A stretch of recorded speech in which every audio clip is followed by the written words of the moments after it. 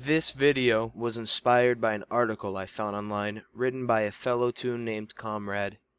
Check out the full article he wrote by following the link in the description. This video, based on the article, is going to tell you about the deep backstory of Toontown Online and how it came to be. This will tell you about who made it, why they made it, and what happened to make it possible.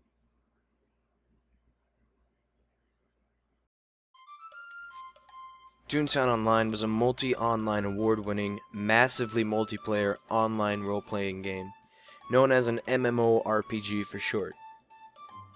The game was created by Disney Interactive, who also made some other familiar games such as Pirates of the Caribbean Online, Pixie Hollow, and Club Penguin. The history of Toontown Online is long, sometimes confusing, and relatively well hidden.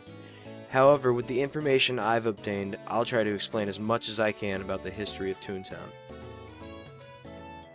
Starting back in 1995, a now well-known man by the name of Jesse Schell, who had been a part of the Disney VR Studio, a team who designed virtual reality or 3D attractions for Disney theme parks, and actually created the engine that became Panda 3D, designed a simple yet effective game based on the real-life game of tag that featured Disney characters such as Mickey Mouse, Donald Duck, Goofy, and Minnie. Originally designed just to show that families could enjoy playing together, and not just the older demographic playing more mature games, it actually caught more attention and was noticed by Imagineer Bob Zalk. He is known for putting the Internet Zone into the Innoventions in the Epcot Center. He genuinely liked what Schell had created and installed it into an exhibit named Toon Tag, where it stayed for nearly 10 years. It ended up getting a lot of praise from many people, including the president of Disney Online, Ken Goldstein, and even Roy Disney Jr. himself.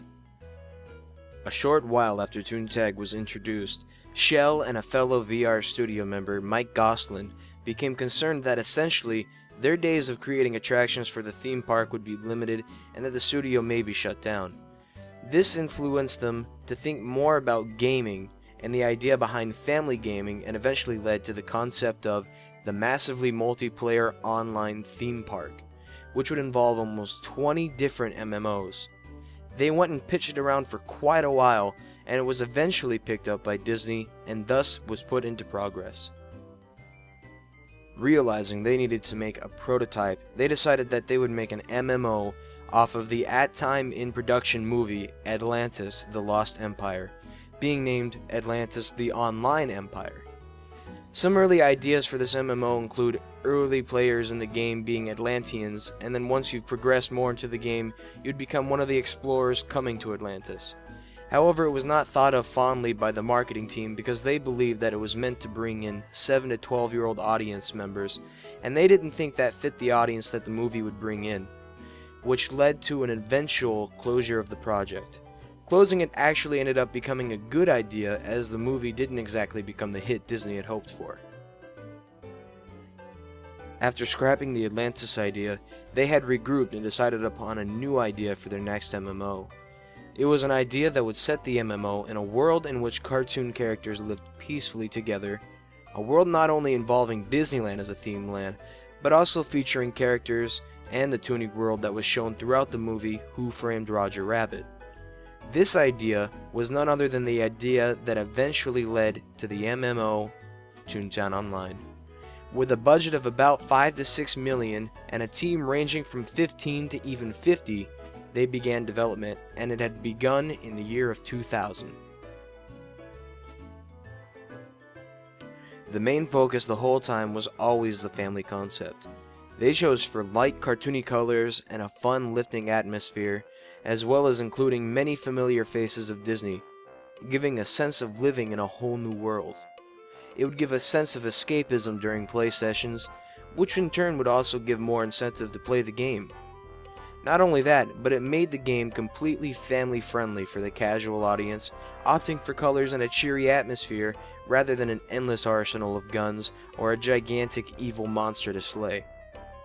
The people that would populate this land would be Toons, which are based off of the designs of classic Disney animal characters like Mickey, Donald, and Goofy.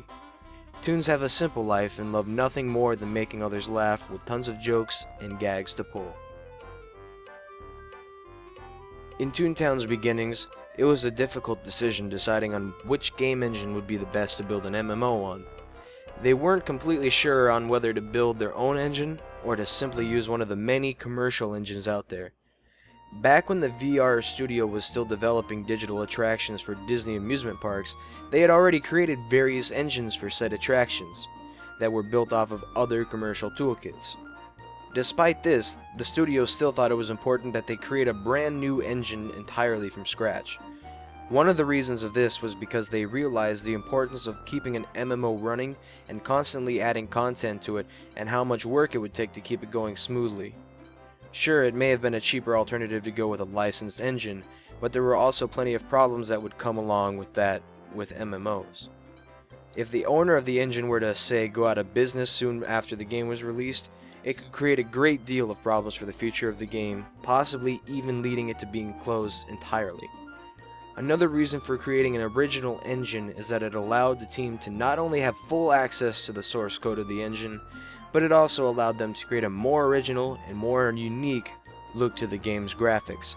The end result was an engine called Panda 3D, an acronym for Platform Agnostic Network Display Architecture, which was coded in C++ and was made open source.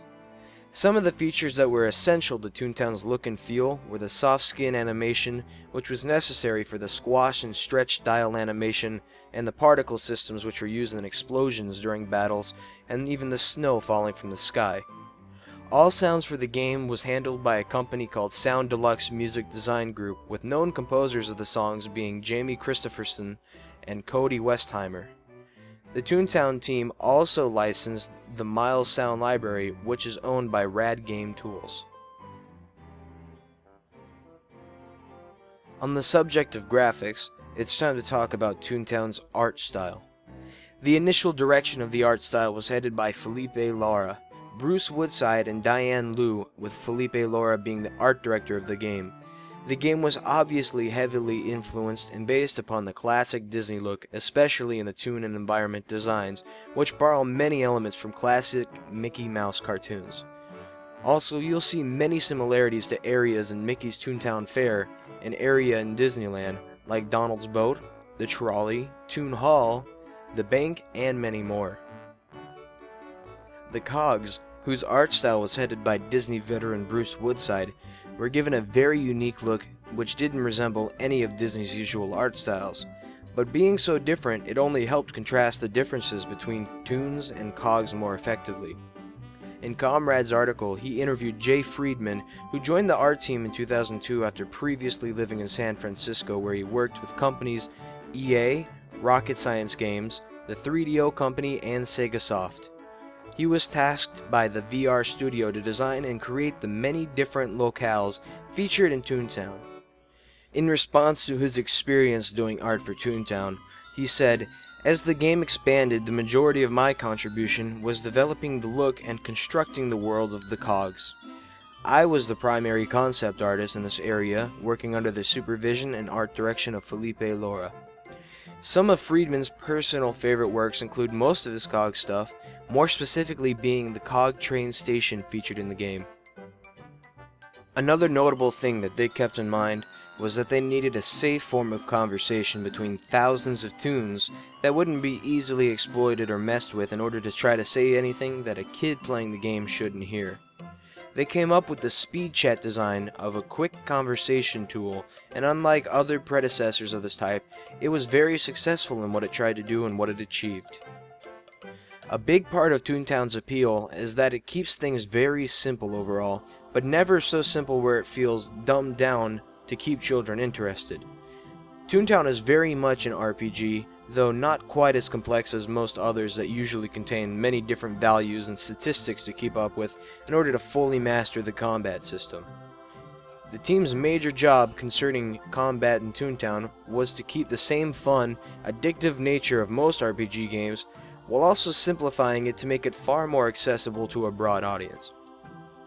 An example of this is the laugh meter in place of a usual life meter, which is represented more with visuals than simple numbers. Toontown also features an in-game economy, with the most money being represented with jelly beans. The game keeps it simple by making gags only cost a single jelly bean, and there's no trading between players at all. The tutorial, humorously referred to as the Toontorial of the game, is also kept short and sweet, yet also very effective, and players are introduced to the controls of the game, which are very effective, yet very simple. With just the arrow keys and the mouse necessary to get through Toontown, the Toontorial takes place in an area completely separate from the rest of the online world, making it far less scary for new players coming into a huge multiplayer world very quickly. The backbone of Toontown's gameplay is the idea of teamwork. It's nearly impossible to make it through Toontown all by yourself, and very early on in the game, you'll find yourself working with other players to advance through the game. The development team purposely made it especially easy for people to group up and attack cogs together to try to form more friendships between toons. And outside of cog battles themselves, there are plenty of mini-games in Toontown that were also added to encourage more social interaction. Toons can go to the playground and jump on the trolley, where they can compete in 4-player games, with most of these games being cooperative. There are also other fun things toons can do together, like fishing in the playground while having a nice chat. This gameplay structure was all built around with a team called the Toontown Trinity. This was made to try to divide up how the players' time would be spent in the game, with the main ones being battling, playing mini-games, and also participating in social activities in the playground. In the paper titled Building a Massively Multiplayer Game for the Million, written by Toontown staff members Mark Mine, Joe Shoshet, and Roger Houston, it said that the activities were designed to be interdependent. To fight cogs, toons need gags. To buy gags, toons need jelly beans. To earn jelly beans, toons play mini-games. To play mini-games, toons need friends. To meet friends, toons head to the playground. In the playground, toons heal up for battle, and the cycle continues. A lot of the design choices in Toontown were all based around online, to really put a huge focus on the fact that it is indeed an online game. Jesse Shell says the reason that this is the case is because it's almost a religious thing with us. If this is going to be an online game, everything about it should be about playing with other people. In an effort to keep these videos from not being too long, I've decided to make them into 3 parts. I guarantee you that the second and third video will have just as many interesting facts and topics about the game, and will be released not much longer after this video. Thank you for watching, and I hope to see you again on my channel. And another thanks to Comrade. Check out his blog and the article he wrote that these videos will be based on in the description below.